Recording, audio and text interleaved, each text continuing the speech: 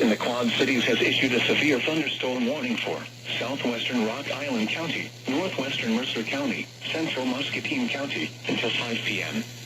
At 4:09 p.m., a severe thunderstorm was located over Muscatine, moving east at 35 miles an hour. Expected hazards include quarter-size hail. Damage to vehicles is expected.